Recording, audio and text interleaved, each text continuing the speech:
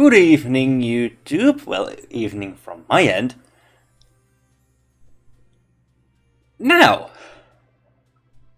introductions aside, well, quickly, my name is LuckyMan205, and this time we're gonna take a look.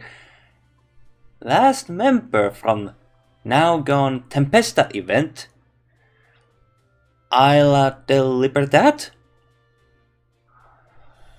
And that is one of pirate ships, according to history, was also somewhat dealing with Blackbeard, and that is Royal James. And according to history I managed to find, well, according to records should I say, in a vast oceans of internet, the ship belonged to the man who also know Edward Teach, also known as Blackbeard. And this man is known as by nickname the Gentleman Pirate, and also Captain Thomas. And this pirate who commanded Royal James is called Stede Bonnet. If I think I pronounce it that weirdly, but anyway. Stede Bonnet, who was known as the Gentleman Pirate, because he was moderately wealthy landowner before turning to a life of crime. That is the backstory I'm gonna now pronounce about the Stede Bonnet, but here's the thing. Before separating in December 1770s, Blackbeard and Bonnet plundered and captured merchant ships along the east coast. After Bonnet failed to capture the Protestant Caesar, his crew abandoned him to join Blackbeard aboard the Queen Anne's Revenge. Bonnet stayed on Blackbeard's ship as a guest and did not command a crew again until summer 1780s, when he was pardoned by North Carolina Governor Charles Eden, let's go with Eden, and received clearance to undertake privateering against Spanish shipping interests. Bonnet was tempted to resume his piracy, but did not want to lose his pardon, so he adopted the alias Captain Thomas and changed his ship's name to Royal James. He had returned to piracy by July. And Royal James, whoopsie daisy.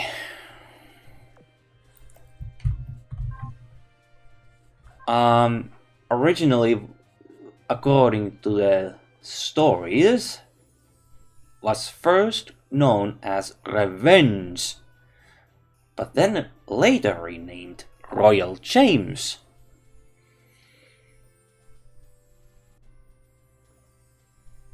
And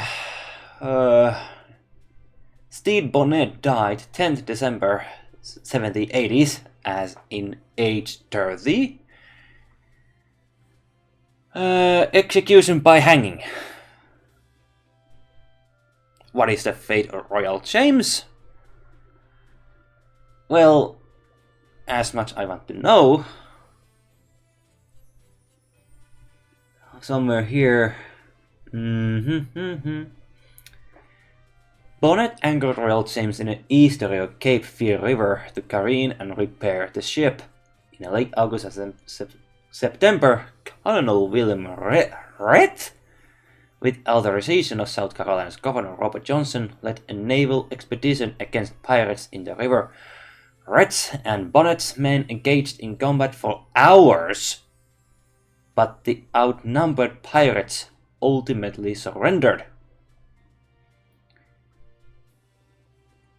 And Bonnet escaped, but soon recaptured, put on trials, and charged with 2 acts of piracy.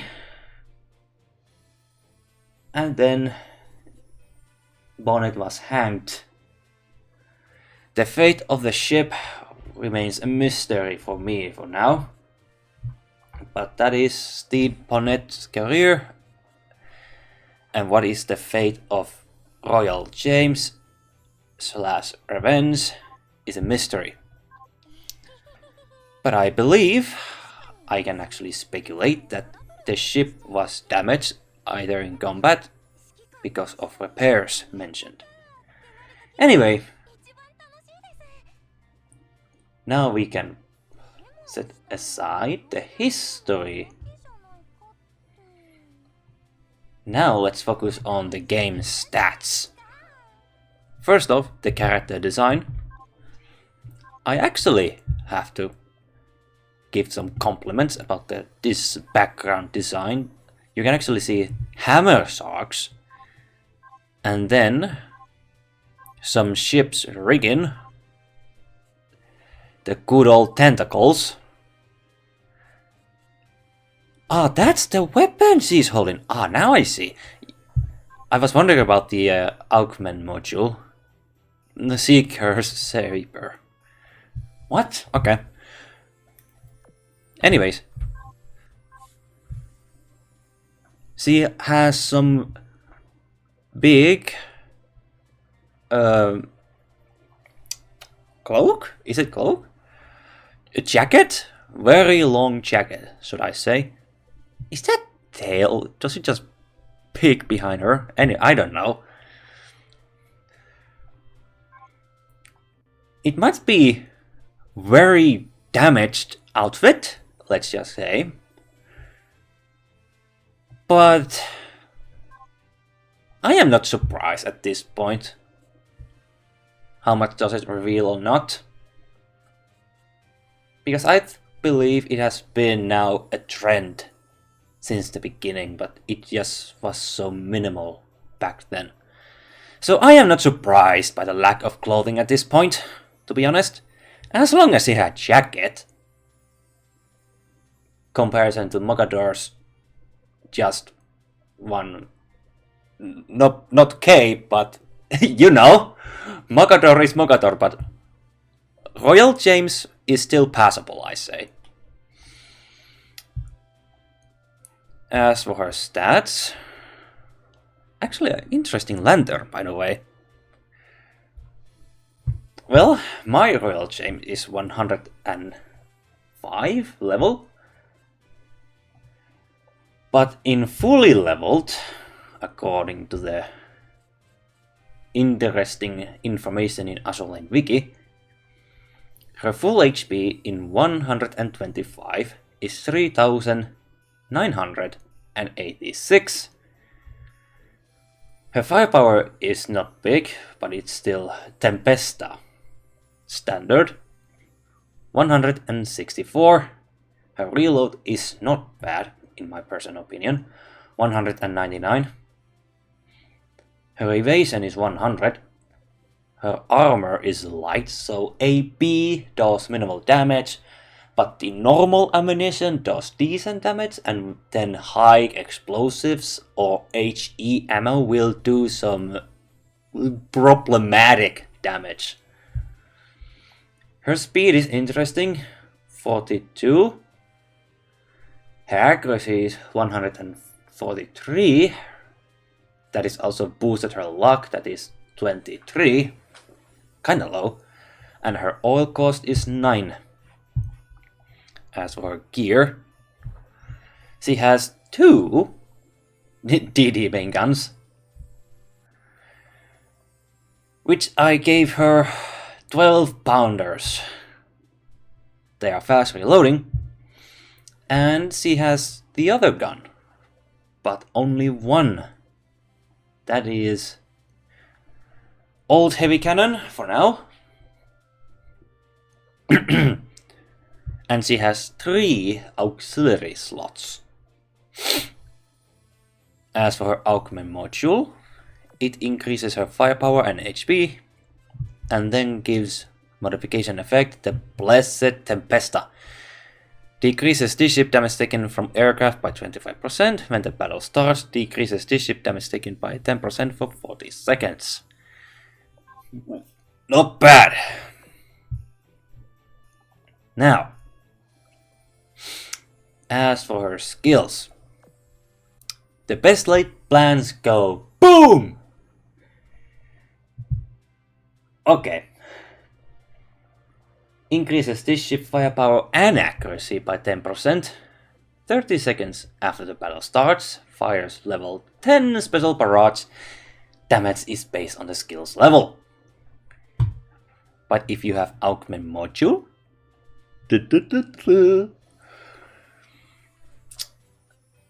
plans go boom plus, I'm not gonna pronounce the full name, increases this ship firepower and accuracy by 10%, 30 seconds after the battle starts, that's a half a minute, fires an improved special barrage, and increases this ship damage dealt by 20% until the battle ends.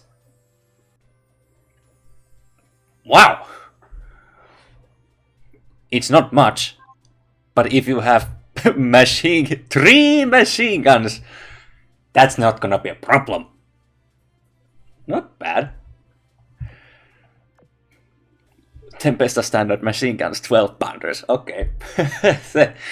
Blessings from the Sea is the last one. That is defensive. Decreases this ship's damage taken by 20%. When this ship hits an enemy with the main gun, weapon in her first gear slot, so let's just say my 12 pounder,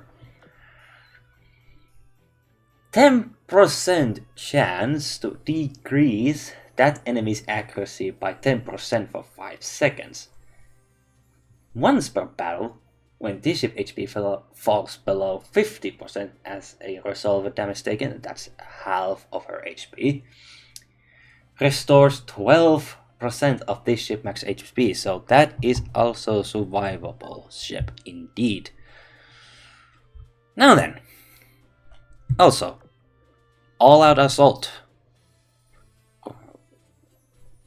Activates all-out assault 1, well, that seems to be 2, but I don't know, level 1, I don't know. Royal James, once every 30 times the main guns are fired. That's a lot. But let me just remind you, she has 2 of them. So I don't think that's gonna be a problematic. But we will see, Now then, it's time for my voice over Lucky Man. Speak after me. So, see you there. Okay, guys and ladies, voice over Lucky Man here. And my opinions about Royal James. And perhaps Tempesta overall.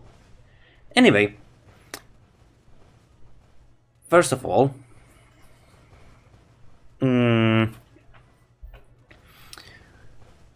hard to say full potential since my Royal James is not fully completed by giving her the best weaponry and then max level up. But then if we compare her to the rest of the Tempesta ships that are being added to the Vanguard, HP wise, let's see, Lime has the most highest HP of all. Fancy is second.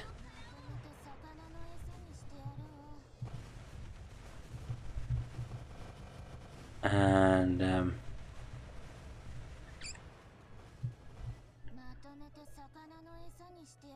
Adventure Galley seems to be third.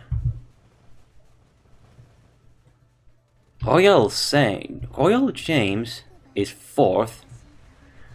Golden Hind comes behind her. Between them, Royal James has more HP compared to Golden Hind. Let me remind you, Royal James have 3,986, while Golden Hind has 3,000, excuse me, 3,192. And Portsmouth, weakest of all, 3,046. But they all become different, not just by their weaponry and stats, but they are being compensated by their skills alone. Now, how to know which Tempesta ship is the best? Well, at first we could say it is the Lime, thanks to the Judgment of Spear and Sword, and then Final Sacrament Plus. She can actually heal herself, like example.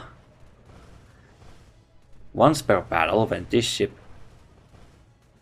takes damage that will sink her, this ship does not sink, recovers 20% of her max HP and evades all damage for 5 seconds. When this effect activates, increases this ship damage dealt by 10% and decreases her damage taken by 50% until the battle ends. So that was Lime. As for the Fancy,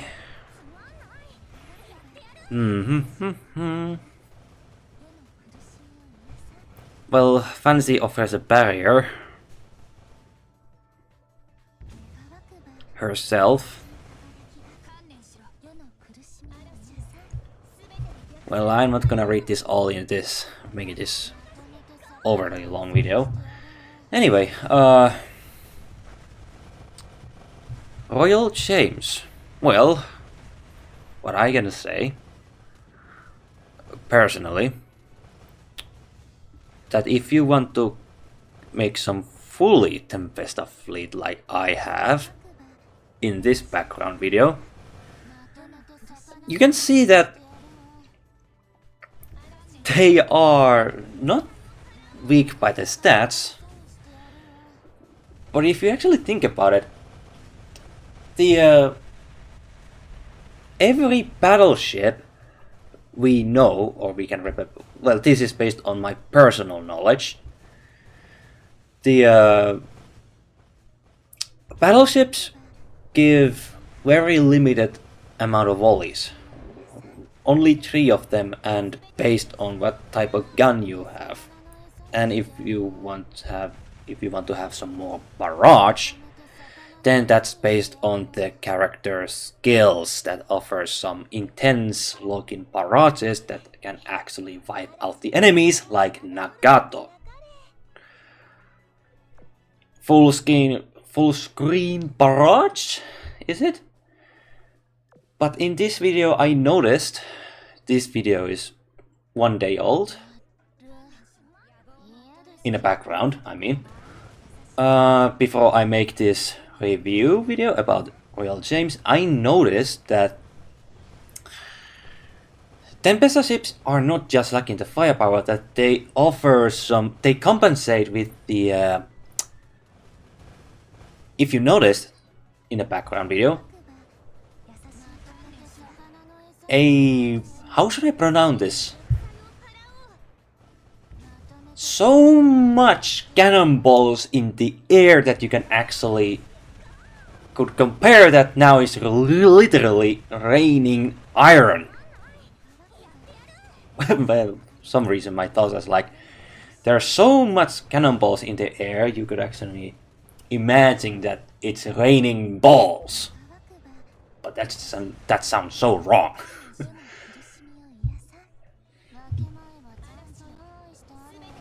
And if you want to also improve the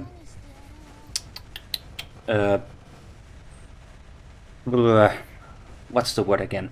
Excuse me. Efficiency. Well, there are. What I could actually recommend is move officers. One of them is like Teach, and the other one is Bonnet. From the latest Tempesta event. But if you miss them, well, then we have to wait the other Halloween event for you to get them. But despite all that, well, I think I have repeated myself plenty enough. But just in case if you missed my Queen Anne's Revenge, excuse me, video, then I guess I have to repeat myself.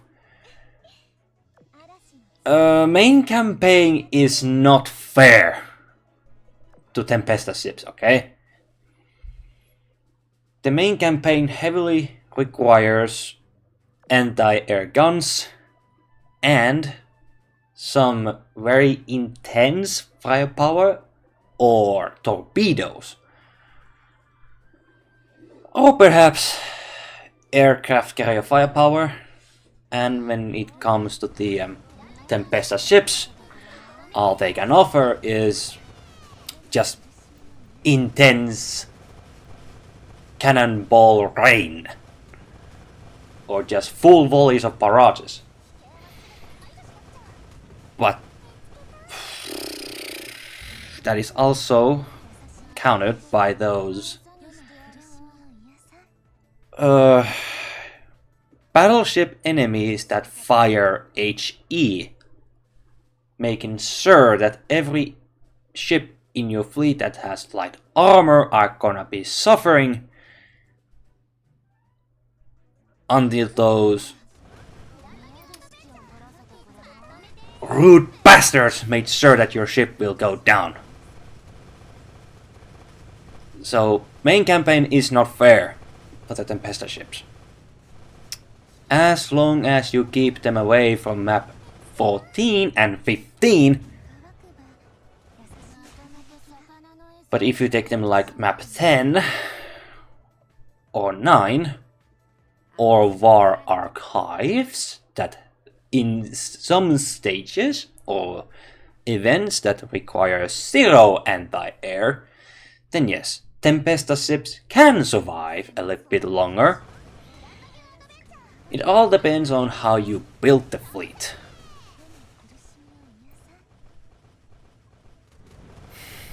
But this was about Royal James.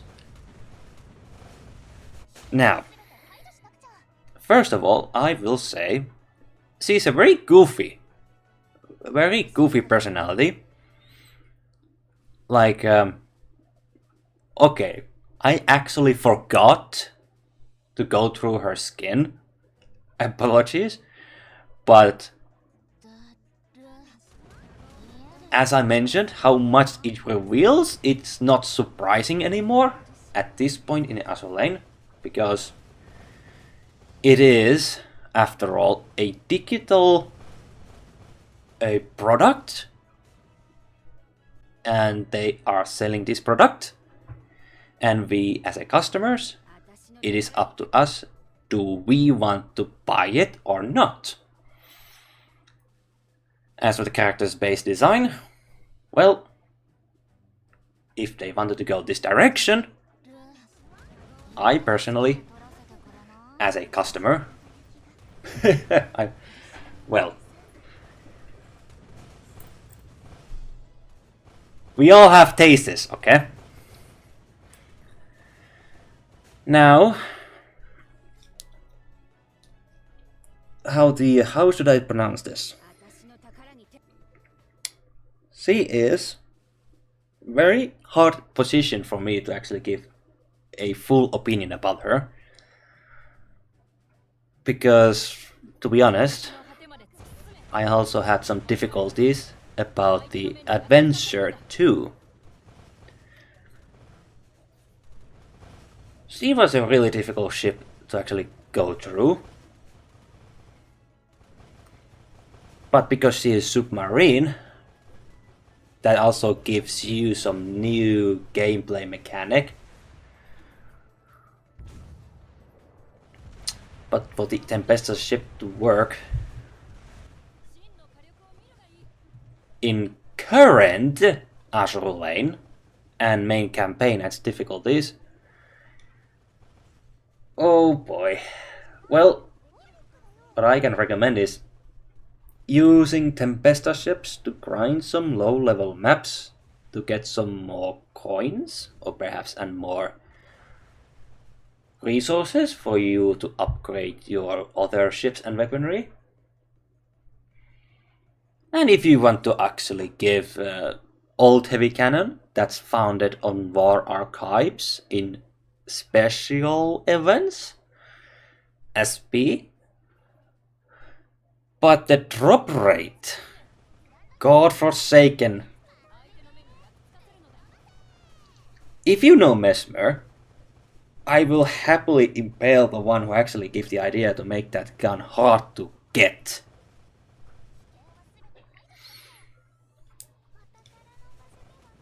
A Mesmer from the Elden Ring. So yeah, I am not happy about how difficult it is to get that cannon for Tempesta ships. So you have to probably pray the gods of RNG that you will get the gun's blueprints, and probably grinding some hard maps to get the 12 pounder for your Tempesta ships to fully make them, fully upgrade them, and then perhaps make it more reliable.